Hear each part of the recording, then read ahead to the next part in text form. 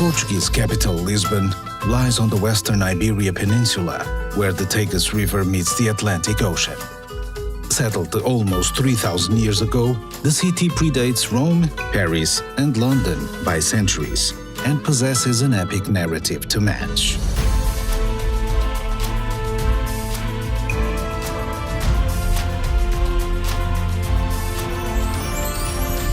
From its early days as a Phoenician outpost to its expansion into a 16th century trading giant, from the Great Earthquake of 1755 to its glorious reconstruction, Lisbon has long been a city of shifting fortunes. For much of the 20th century, the city floundered, but the winds of fate have again shifted in Lisbon's favor. No longer a place of faded glory, 21st century Lisbon is again a place of possibilities. This is a city whose journey has forever been tied to the sea. So it's not surprising that many of her most important landmarks can be found along the waterfront. Rising from the banks of the Tagus River, the fortified elegance of the Torre de Belém stands as a reminder of Portuguese prestige and power in days of old. Just upriver rises the Monument of the Discoveries, which celebrates the nation's most revered seafarers, such as Prince Henry the Navigator, Vasco da Gama, and Ferdinand Magellan. Climb to the rooftop and look down upon the Mapa Mundi below, which charts the routes and discoveries of Portugal's intrepid mariners. Nearby, continue your voyage into Lisbon's seafaring past at the Jerónimos Monastery. Vasco da Gama spent his last night in prayer on this site before departing on his epic voyage to the Orient in 1497. The vast monastery that stands today was funded by the incredible wealth that the Gama's spice route brought to the city. This vast monastery complex is also home to the city's Maritime Museum, which preserves relics from Portugal's golden age of sail.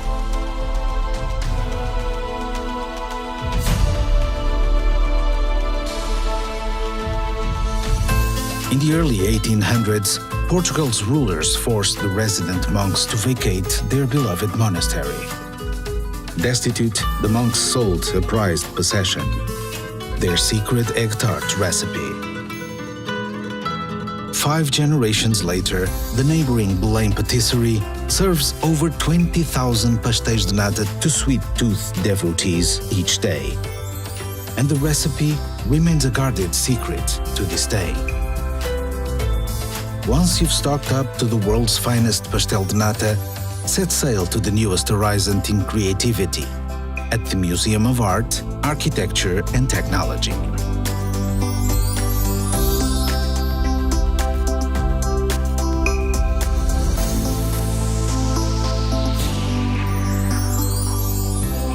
Further upriver, the Portuguese love of the sea continues at the city's acclaimed Oceanário, where hundreds of species glide by in a celebration of a global ocean.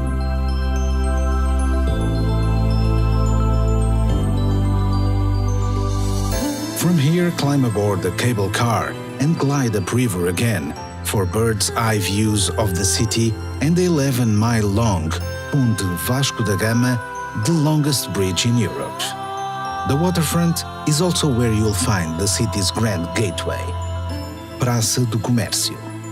This great square in the center of the Baixa district was once the home of the royal palace, until 1755, when a natural disaster changed Lisbon and Europe forever.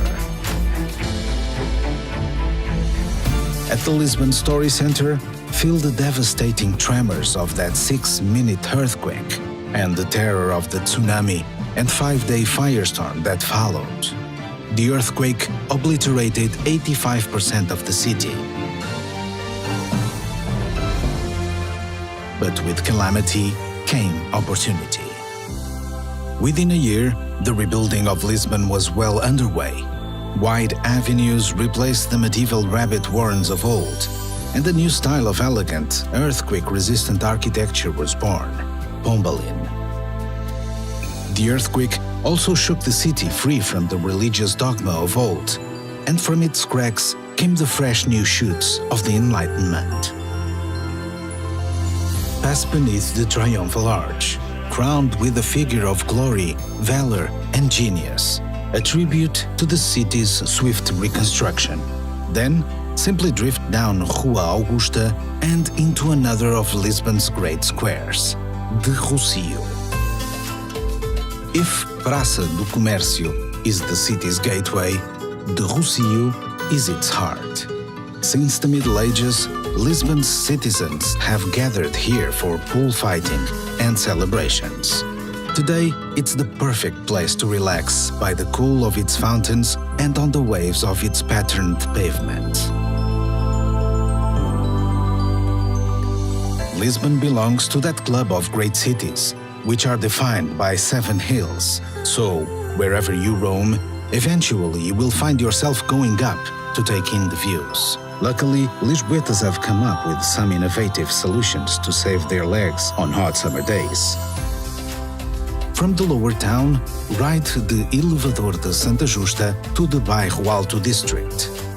Here, you will find the Convento do Carmo, whose unrestored arches bear testament to the devastation which befell the city in 1755.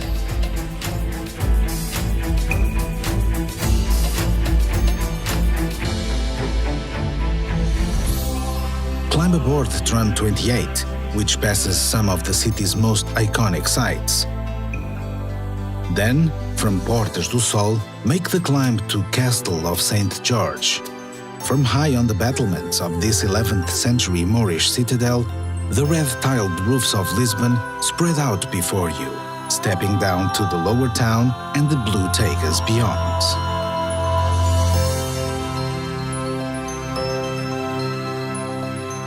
You'll find trams rattling all over Lisbon, but the most beloved of all is Glória, which runs between the lower town and Miradouro de São Pedro de Alcântara, the perfect place to watch the city light up with someone special.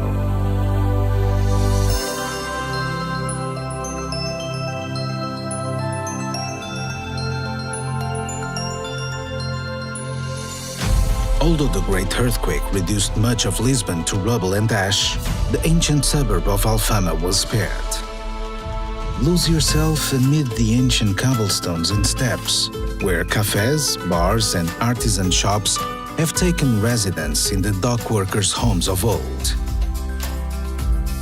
Yet, the area still retains its village atmosphere, especially during the midsummer festivals, when over 50 street parties pop up all over the city.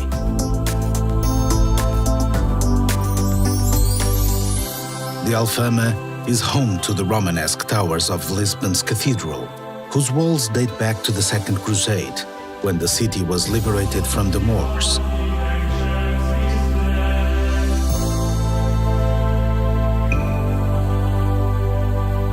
If the stones of Alfama could sing, then surely it would be the bittersweet lament of the Fado. At the Fado Museum, discover the traditional song of Portugal, which originated in the bars and laneways of the Alfama. Then, as the sun gets low, join locals in a Fado bar and listen as professional and up-and-coming fadistas sing the heartrending stories of the working class and the sea.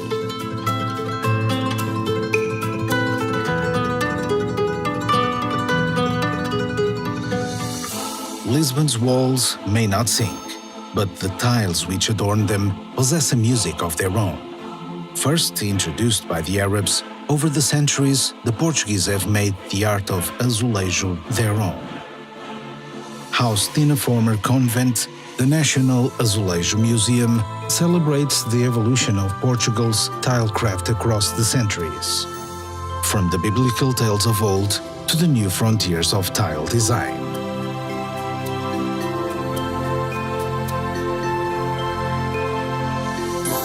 You'll find azulejo at every turn in Lisbon, from the practical to the purely decorative. But to see the Sistine Chapel of tiles, head to the city's north, to Fronteira Palace.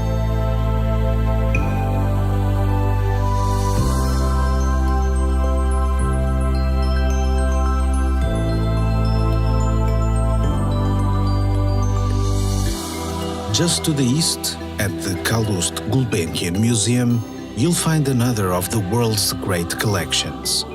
The museum's 6,000 art treasures represent a lifetime of acquisitions by the oil magnate Gulbenkian. Lisbon's love of creativity isn't just confined to her galleries. You'll find it amid urban renewal projects like the LX Factory, which has breathed new life into the city's fabric factories, which fell silent long ago.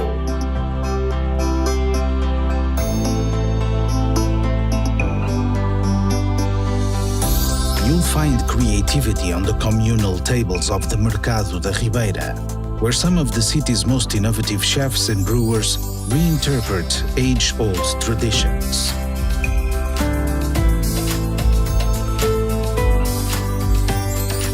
Lisbon has always been a city of discovery, so when you're ready to explore a little further afield, you'll find no end of adventure.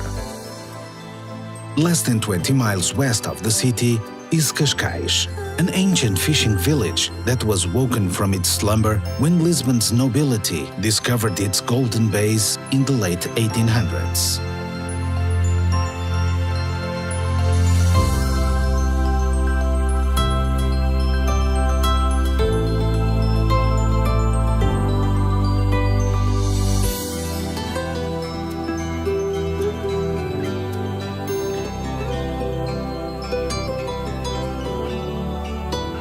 Another playground for Portugal's monarchs was Sintra, the home of the Summer Palace.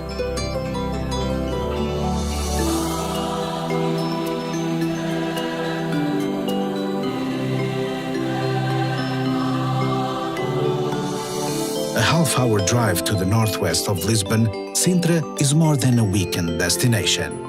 It's a journey into a fairy tale. Hans Christian Andersen fell under Sintra's spell, returning time and time again, calling it the most beautiful place in Portugal.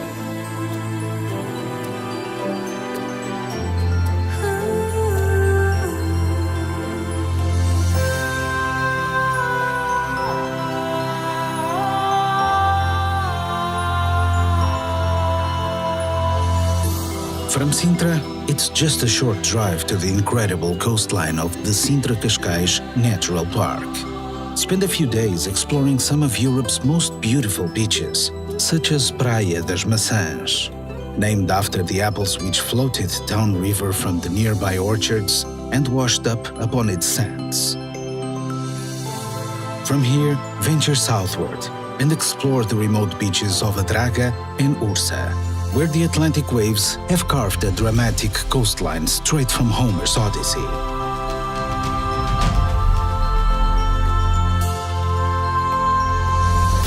At Cape Roca, stand upon the cliff top, which until the 14th century was considered the end of the world. Here, on the westernmost point in mainland Europe, 400 feet above the pounding Atlantic, it's easy to understand how Lisbon's seafarers were drawn to see what lay over those far horizons. Yet, no matter what wonders they saw, what riches they found, they always yearned to return to their city, Lisbon, the Queen of the Sea.